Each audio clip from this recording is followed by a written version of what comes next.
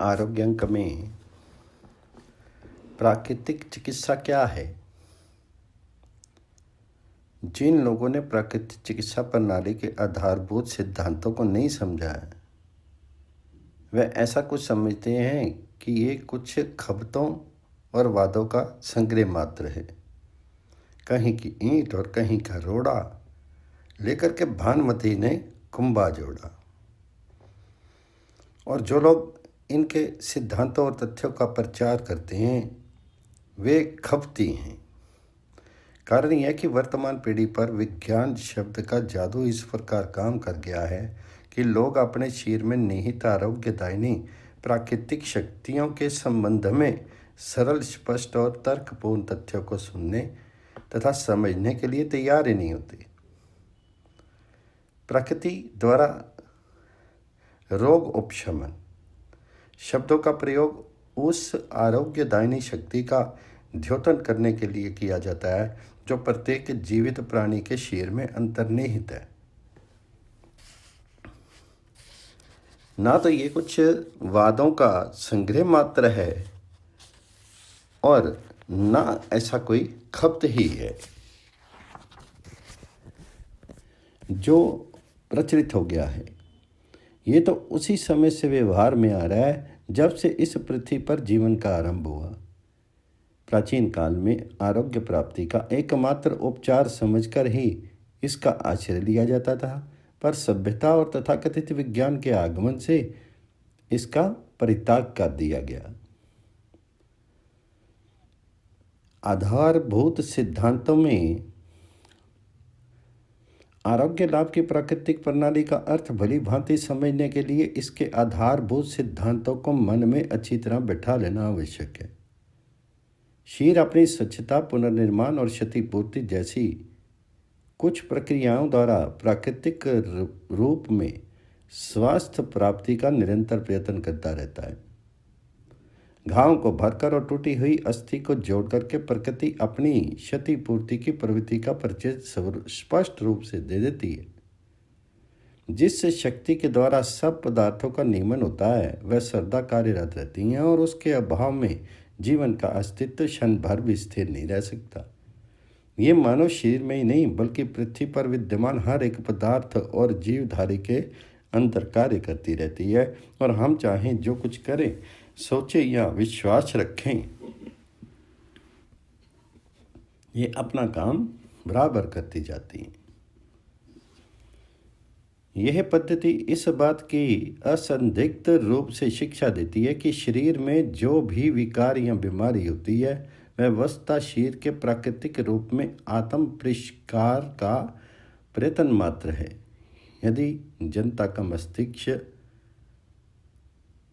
तथाकथित विज्ञान और रोग उत्पत्ति के कारणों के मूल में कीटाणुओं के होने के सिद्धांत से, जिसे बहुत बढ़ा चढ़ाकर वर्णित किया जाता है और चिकित्सक तथा जनसाधारण भी अनुचित रूप में समझे हुए हैं, अत्यधिक प्रभावित ना हो गया होता तो वह प्राकृतिक प्रणाली को स्वीकार करके इससे अवश्य सहायता लेती।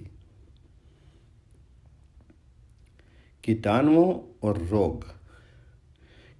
रोग इस स्थल पर यह स्पष्ट कर देना आवश्यक है कि प्राकृतिक चिकित्सा प्रणाली कीटाणुओं के अस्तित्व को अस्वीकार नहीं करती, पर इसका कहना यह है कि वे रोग की उत्पत्ति के कारण ही नहीं होते जिसके लिए उनको इतना बदनाम किया जाता है।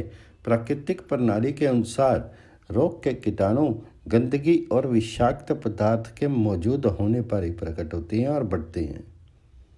शरीर तब तक किसी संक्रामक रोग से आक्रांत नहीं हो सकता जब तक उस विशेष रोग के कीटाणुओं के बढ़ने योग्य पहले से क्षेत्र तैयार ना हो। रोग उत्पत्ति के कारणों के संबंध में प्राकृतिक चिकित्सा प्रणाली का सिद्धांत ज्यादा गहराई तक पहुंचता है। यह इस बात की शिक्षा देता है कि सर्दी, बुखार, सीने या किसी अंग में जकड़न, सूजन अथवा जलन, ग्रंथिशोथ आदि सभी तीव्र रोग जिनमें से प्रत्येक पर प्रचलित चिकित्सा प्रणाली ने एक स्वतंत्र रोग होने का लेबल लगा रखा है, एक ही जैसे हैं, अर्थात वे सभी शीर में गंदगी एकत्र होने और उसके विषाक्त होने के स्वाभाविक परिणाम हैं। उसका यह भी कहना है कि तीव्र रोग विष को प्रभावहीन कर उसे बाहर निकालने के प्रकृति के प्रयत्न का प्रकट चिन्ह है। यदि उसे निकालना संभव ना हुआ तो प्रकृति उसे एक जगह अलग कर देने का प्रयत्न करती है जिससे वह हानिकर ना हो। प्रकृति को सहायता प्रकृति के इस शक्ति के साथ मिलकर के कार्य करना या उसके विरुद्ध आचरण करना बहुत कुछ हमारी इच्छा पर निर्भर है। पर यदि इस विषय पर गंभीरतापूर्वक विचार किया जाए तो प्रकृति के साथ मिलकर के काम करना ही हमारे लिए श्रेष्ठकर होगा। इसलिए उपचार संबंधी जो प्रणाली काम में लाई जाए उसका शीर विज्ञान के सिद्धांत की दृढ़ नींव पर टिकना आवश्यक है और जिसे हम शीर का प्राकृतिक नियम समझ रहे हैं उसके कार्यान्वित होने में किसी प्रकार की बाधा नहीं होने आनी चाहिए। इसी उद्देश्य की पूर्ति के लिए प्राकृतिक चिकित्सक तीव्र रोगों में जबकि शारीरिक क्रिया की दृष्टि से शीर को पूर्ण विश्राम की जरूरत मालूम होती है, खाने से परहेज कराते हैं और जीर्ण रोगों में विकार को बाहर निकालने के लिए प्रकृति की सहायता देने के विचार से आवश्यकता के अनुसार या तो उपवास कराते हैं और या केवल फल अथवा शाक का रस देकर के आंशिक उपवास कराते हैं। सबसे बड़ी प्रयोगशाला हमें ये समझकर कि निरोग करने की शक्ति उपचार में है, कभी अपने को भुलावे में नहीं रखना चाहिए। आरोग्यता पर हमेशा प्रकृति का ही विशेष अधिकार रहा रहता है। शरीर की निर्बलता या विकार दूर करने में प्रकृति को सहायता पहुंचाने के लिए हमें बड़ी बड़ी प्रयोगशालाओं में प्रयोगात्मक अनुसंधान केंद्रों या दवाओं तैयार करने के लिए व्यापारिक ढंग पर चलाए जाने वाले कारखानों को जरूरत नहीं प्रतीत होती। प्रकृति ने इस शरीर को सबसे बड़ी प्रयोगशाला के रूप में तैयार किया है जिसमें रासायनिक प्रक्रियाएं इतने ऊंचे शिखर पर पहुंची हुई हैं कि हमारी दृष्टि वहां पहुंचने में सर्वथा असमर्थ हो जाती है और जिसमें रक्षणात्मक क्षमता के साधन सर्वथा उचित नियंत्रण में रहते हैं। प्राकृतिक चिकित्सा प्रणाली इस बात का प्रचार करती है कि रोग सिर्फ एक कारण होता है, यह जीवन यापन और आरोग्य लाभ के लिए जिस ढंग का प्रतिपादन करती है वह वैज्ञानिक होने के साथ ही विवेकपूर्ण एवं सरल भी है और स्वस्थ लाभ के लिए जिसका अर्थ मस्तिष्क तथा शरीर का एक होकर के या अखंड रूप में रहना है, स्वयं अपने में और प्राकृतिक शक्तियों के साथ सामंजस्य होना आवश्यक बतलाती है। आरोग्य अंक में प्राकृतिक चिकित्सा के सिद्धांत। शरीर में दूषित विषाक्त एवं विजातीय पदार्थों के एकत्र होने से रोग उत्पन्न होते हैं। इस पदार्थों के एकत्र होने का मुख्य स्थान पेट है, इसलिए यदि पेट स्वस्थ है तो हम भी स्वस्थ हैं और पेट बीमार हो हम बीमार।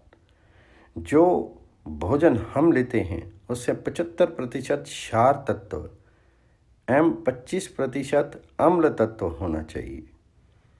यदि भोजन में 25% से अधिक अम्लीय आहार लिया जाता है तो रक्त में अधिक खटाई हो जाती है, इस कारण वह दूषित हो जाता है। शरीर इस दूषित पदार्थ को पसीने एवं मूत्र द्वारा अंदर से बाहर निकालने की चेष्टा करता है। यदि बाहर निकलता है तो शरीर रोगग्रस्त हो जाता है। इस प्रकार जो आहार भोज्य पदार्थ पच नहीं पाता अर्थात रस रक्त में परिवर्तित नहीं हो पाता वह शरीर के लिए विजातीय पदार्थ है, उसे बाहर निकाल देना चाहिए। उसका कुछ अंश भी यदि शरीर में रह जाए तो वह रक्त संचरण के द्वारा समस्त शरीर में फैल करके दूषित विकार एवं रोग उत्पन्न करता है। प्राकृतिक चिकित्सा द्वारा इन्हीं विजातीय पदार्थों को हटा करके शरीर को स्वस्थ किया जाता है। प्राकृतिक चिकित्सा में पंच महाभूत पृथ्वी, जल, तेज, वायु और आकाश द्वारा चिकित्सा की जाती है। बिना औषध के मिट्टी, पानी, हवा, सूर्य प्रकाश, उपवास एवं फलों, सब्जियों द्वारा चिकित्सा की जाती है। आहार, ऋतुचर्या, दिनचर्या, रात्रिचर्या पर विशेष ध्यान दिया जाता है तथा प्रकृति के निकट रहने का अधिकाधिक प्रयास किया जाता है। प्रकृति चिकित्सा में मिट्टी, जल, धूप एवं उपवास का उपयोग। पहला है मिट्टी चिकित्सा का उपयोग। इस पंचभूतात्मक शरीर में मिट्टी, पृथ्वी तत्व की प्रधानता है। मिट्टी हमारे शरीर के विषों, विकारों, विजातीय पदार्थों को निकाल के बाहर करती है। ये प्रबल कीटाणुनाशक है। मिट्टी विश्व की महानतम औषधि है। मिट्टी चिकित्सा के प्रकार क है मिट्टी युक्त जमीन पर नंगे पांव चलना, स्वच्छ धरती पर बालू, मिट्टी या हरी धूप पर प्रातः सायं भ्रमण करने से जीवनी शक्ति बढ़ करके अनेक रोगों से लड़ने की क्षमता प्रदान करती है। ख है मिट्टी के बिस्तर पर सोना। धरती पर सीधे लेट करके सोने से शरीर पर गुरुत्व आकर्षण शक्ति शून्य हो जाती है। स्नायुविक दुर्बलता, अवसाद, तनाव, अहंकार की भावना दूर होकर के नई ऊर्जा एवं प्राण शरीर में प्रविष्ट हो जाते हैं। इसके लिए सीधे धरती पर या पलंग पर 8 इंच से 12 इंच तक मोटी समतल बालू बिछा करके सोना चाहिए। प्रारंभ में थोड़ी कठिनाई होती है, परंतु अभ्यास करने से धीरे धीरे आदत पड़ जाती है। ग है सर्वांग में गीली मिट्टी का लेप। सर्वप्रथम किसी अच्छे स्थान से चिकनी मिट्टी को ला करके उसे कंकर पत्थर रहित करके साफ स्वच्छ करने के बाद कूट पीस करके छान करके शुद्ध जल में 12 घंटे तक भिगो दें। इसके बाद आटे की तरह गूंथ करके मक्खन सदृश लोई बना करके समस्त शरीर पर इस मुलायम मिट्टी को आधा सेंटीमीटर मोटी परत के रूप में पेट, पैर, रीढ़, गर्दन, चेहरा, जनानंगों और सिर पर लेप करें। इसके बाद पौन घंटे से 1 घंटे तक धूप स्नान करें। मिट्टी सूखने से त्वचा में खिंचाव होने से वहाँ का व्यायाम होता है और रक्त संचार तीव्र होकर पोषण मिलता है। धूप स्नान से मिट्टी को पूर्णतः सुखा करके भली भांति स्नान करके विश्राम करें। मिट्टी की पट्टी तैयार करने की विधि। भुरभुरी चिकनी मिट्टी या काली मिट्टी किसी अच्छे स्थान से लेकर के उसे कूट करके 1-2 दिन धूप में सुखा दें। कंकर पत्थर निकाल करके साफ कर लें। इसे कूट पीस करके छान करके 12 घंटे तक शुद्ध पानी में भिगो दें।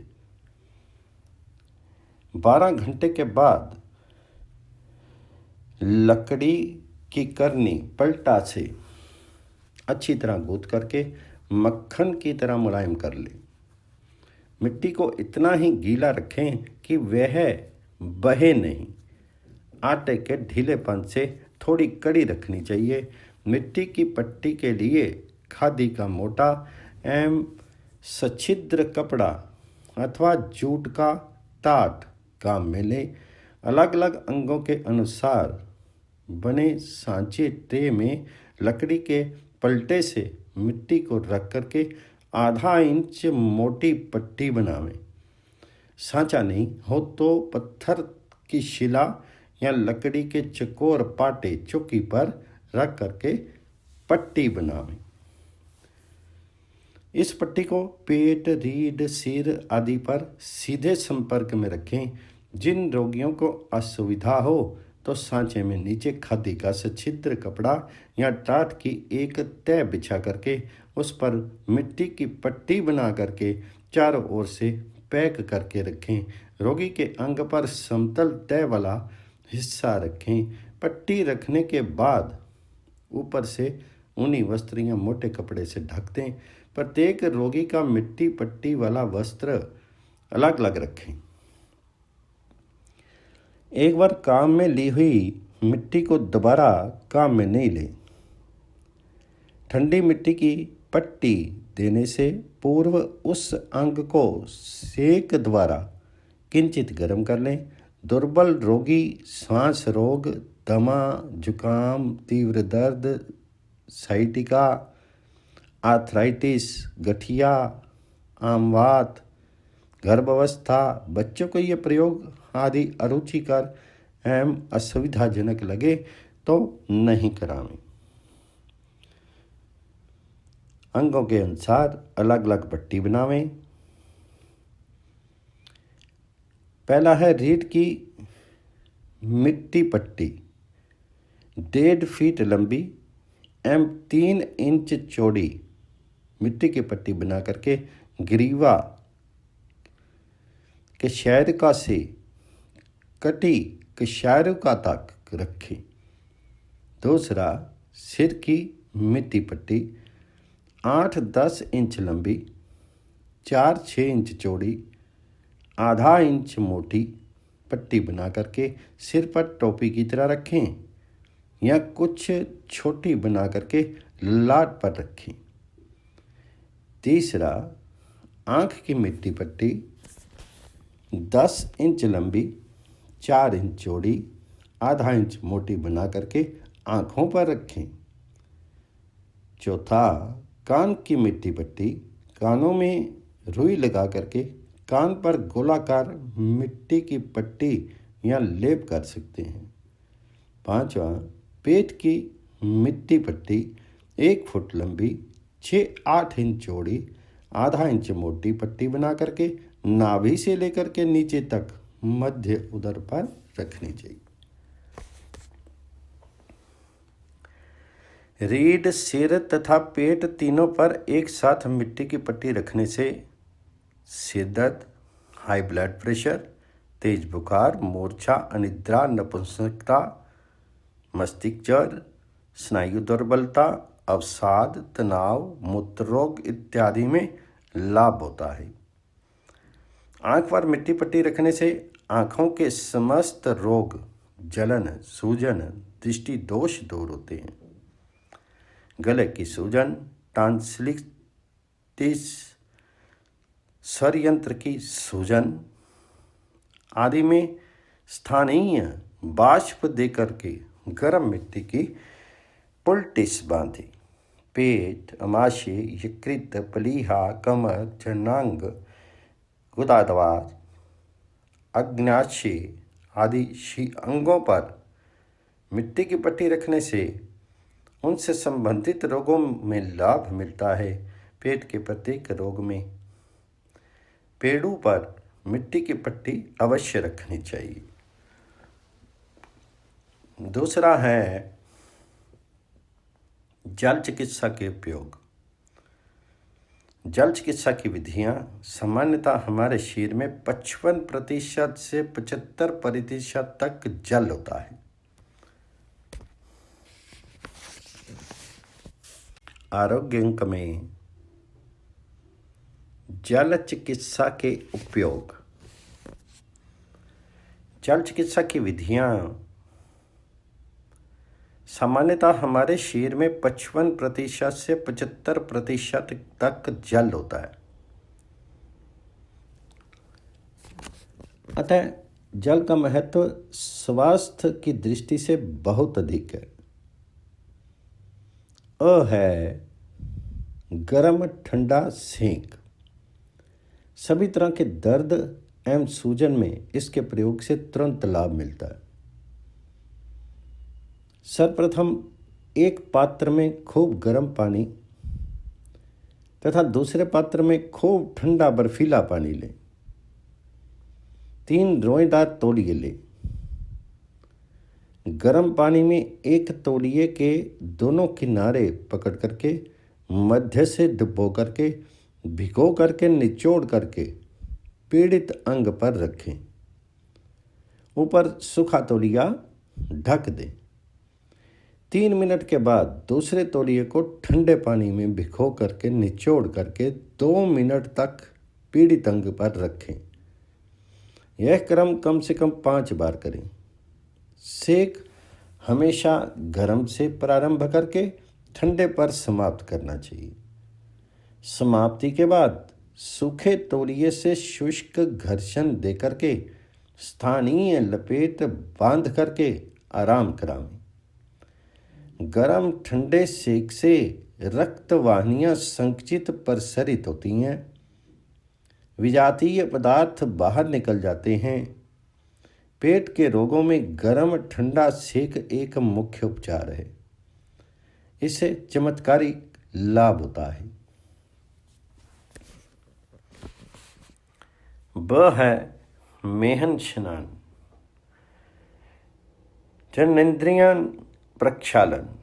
इस स्नान के लिए बैठने के लिए ऐसा स्टूल हो जो सामने की ओर से अर्धचंद्राकार में कटा हो, ताकि उस पर बैठ करके जन इंद्रिय पर पानी डालते समय नितंब या अन्य अंग पर पानी का स्पर्श नहीं हो सके।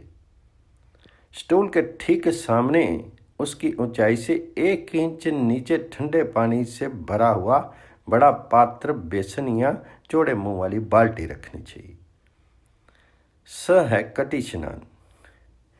इसके लिए एक विशेष प्रकार का कुर्सी नुमा टब, लोहा, फाइबर, ग्लास या प्लास्टिक लेकर के उससे पानी भर करके रोगी को बिठा देते हैं। रोगी के पैर टब से बाहर एक पट्टे पर रखवा दिए जाते हैं।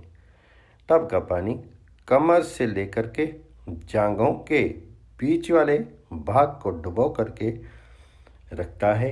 इस दौरान रोगी रोएदार तौलिए से नाभि, पेटू, नितंब और जांघों को पानी के अंदर रगड़ते हुए मालिश करे। रोगी निर्बल हो तो पैरों को चौड़े मुंह के गर्म पानी के पात्र में रखवाए और गर्दन तक कंबल या गर्म कपड़े से ढक दे। ठंडे पानी का तापमान 50 फाइबर से 80 फाइबर तक रखना चाहिए। प्रारंभ में सहने योग्य पानी रखें। थोड़ी देर बाद बर्फ़ का पानी डाल करके पानी का तापमान कम करते जाएं। टब में पानी उतना ही रखें कि उसमें रोगी के बैठने का पानी नाभि तक आ जाए। कटी स्नान से पूर्व तथा कटी स्नान के दौरान शरीर का कोई अन्य अंग नहीं भीगना चाहिए। भोजन एवं कटी स्नान के मध्य तथा कटी स्नान तथा साधारण खान के मध्य 1 घंटे का अंतर रखना आवश्यक है। कटी स्नान रोगी की सहन शक्ति स्थिति के अनुसार 3 मिनट से प्रारंभ करके 20 मिनट तक देना चाहिए। कम ठंडे पानी का कटी स्नान अधिक देर तक देने की अपेक्षा अधिक ठंडे पानी का कटी स्नान थोड़ी देर तक देना ज़्यादा लाभदायक होता है। ठंडे कटी स्नान से पूर्व तथा बाद में सूखे तौलिए से घर्षण स्नान करके शरीर को किंचित गर्म कर लेना चाहिए, जिससे ठंडे पानी का प्रतिकूल असर नहीं पड़े। तीव्र कमर दर्द, निमोनिया, खांसी, अस्थमा, साइटिका, गर्भाशय, मूत्राशय, जननेंद्रिय तथा आंत्र की तीव्र सूजन में कटी स्नान वर्जित है। द है बाष्प स्नान। बाष्प स्नान के लिए आजकल कई तरह के बने बनाए यंत्र मिलते हैं। संपूर्ण बाष्प स्नान के लिए कैबिन युक्त पेटी होती है, जिसमें बाष्प निकलने के लिए छोटे छोटे छिद्र तथा ट्यूब लगे होते हैं। इन छिद्रों का संबंध तांबे की या लोहे की पतली पाइप द्वारा बॉयलर बाष्प उत्पादक यंत्र से होता है। बॉयलर चलाने पर बाष्प केबिन में या बाष्प कक्ष में भर जाती है। विधि है, रोगी का सारा शरीर केबिन में होता है, गर्दन के ऊपर का हिस्सा बाहर होता है। बाष्प स्नान से पूर्व सिर, चेहरा तथा गले को ठंडे पानी से धोकर के सिर पर गीली तौलिया रखें। रोगी को नींबू पानी, शहद या संतरे का रस 100-200 मिलीग्राम तक पिला दें। 15-15 मिनट तक बाष्प स्नान लें।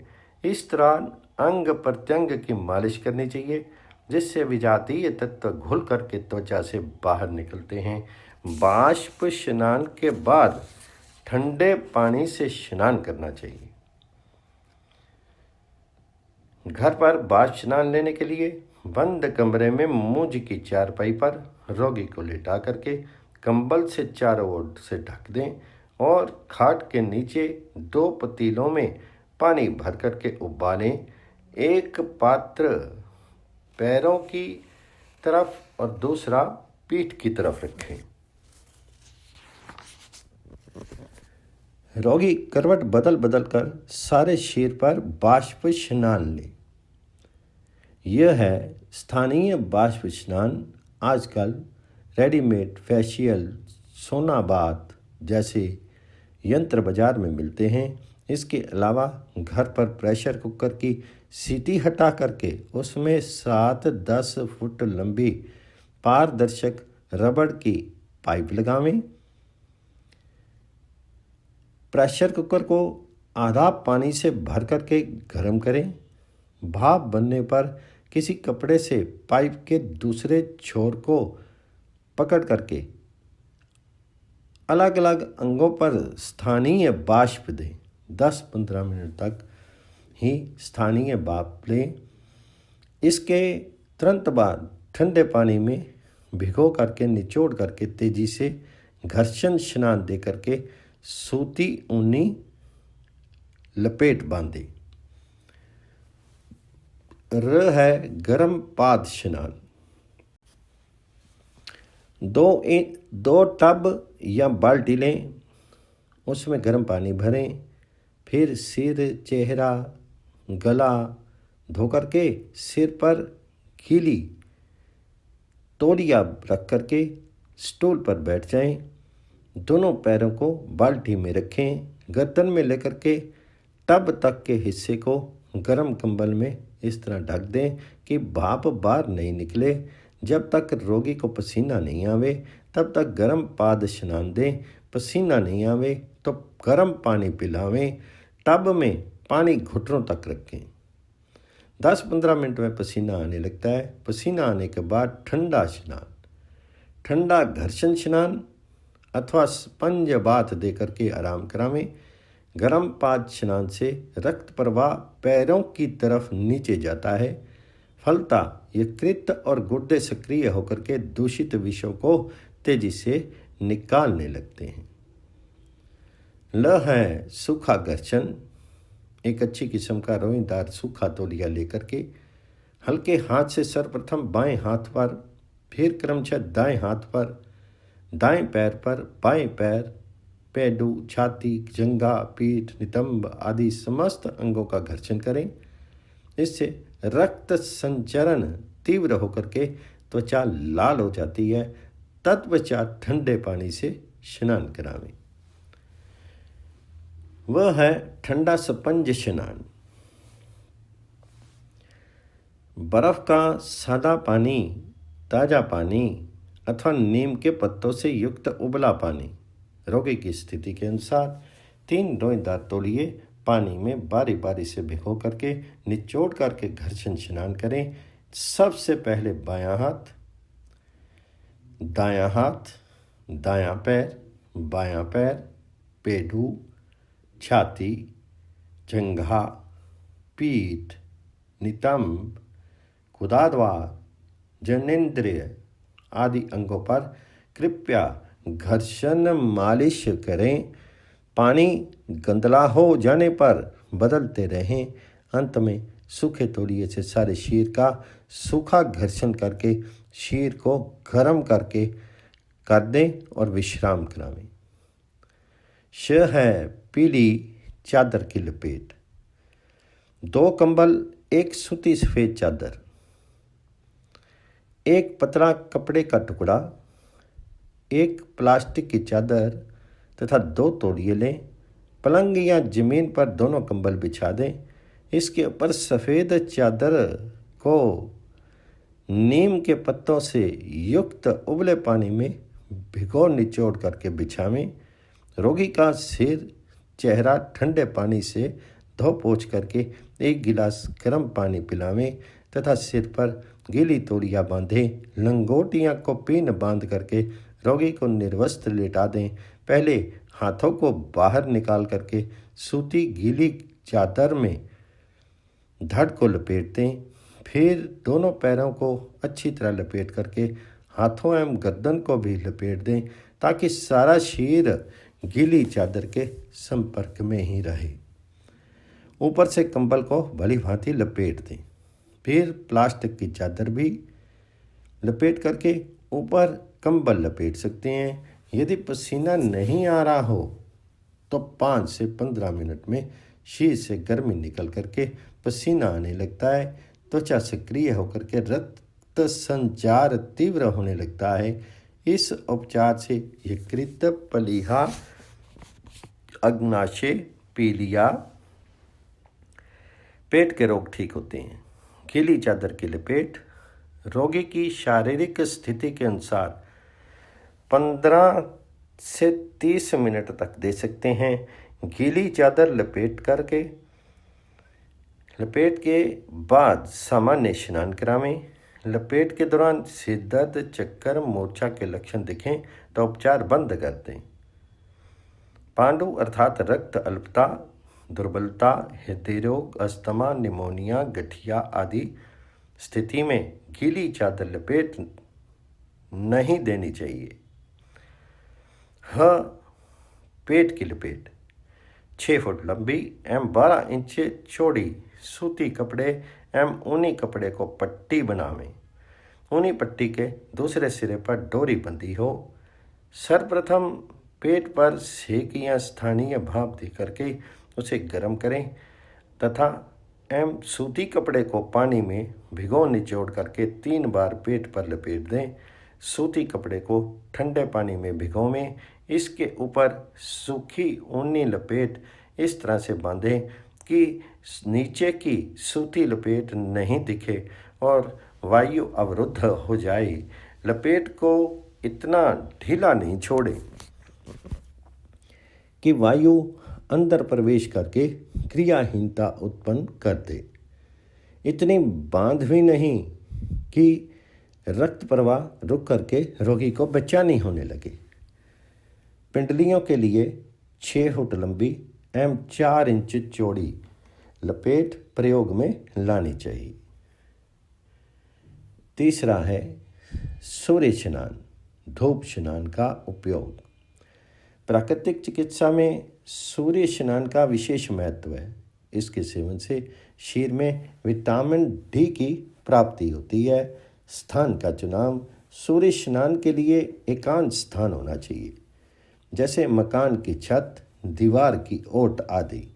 विधि है सूर्य स्नान के समय शरीर में कपड़े हटा देते रहने चाहिए ताकि सूर्य की किरणें सीधे शरीर पर पड़े। सर्वप्रथम धूप में चित्त लेट जाएं। बाद में पेट के बल लेट करके सूर्य स्नान लेना आरामदायक रहता है। सूर्य स्नान के समय धूप सौम्य होनी चाहिए तथा सिर पर एक सूखा तौलिया रखें। यदि तेज धूप हो तो सिर पर गीला कपड़ा रखें। आवश्यक है धूप स्नान लेते समय आंखें बंद रखनी चाहिए, अन्यथा दृष्टि कमजोर होती है। अवधि, सूर्य स्नान की समय सीमा, रोगी की अवस्था, रोग की तीव्रता, जीर्णता तथा ऋतु के अनुसार निश्चित करें। ग्रीष्म ऋतु में 10 से 30 मिनट तक, शीत ऋतु में 20 से 60 मिनट तक सूर्य स्नान ही लें। ऋतुकाल, ग्रीष्म ऋतु में प्रातः 7:30 से 8 बजे के पूर्व सूर्य स्नान लें एवं सायंकाल में 5:30 से 6 बजे के पश्चात सूर्य स्नान लेना उपयुक्त रहता है। शीत ऋतु में प्रातः 9 से 9:30 के पहले एवं सायंकाल में 4 बजे से 5 बजे के बाद सूर्य स्नान लेना चाहिए। इस तरह से संक्षेप में प्राकृतिक चिकित्सा की प्रतिविधियों के बारे में समझाया गया है। फिर भी सावधानी पूर्वक रोग एवं रोगी की स्थिति, अवस्था, देश, काल, बल आदि को ध्यान में रखते हुए चिकित्सा लाभ लें अथवा किसी योग्य प्राकृतिक चिकित्सक की देखरेख में उपचार कराना चाहिए। चौथा है प्राकृतिक चिकित्सा में उपवास का महत्व।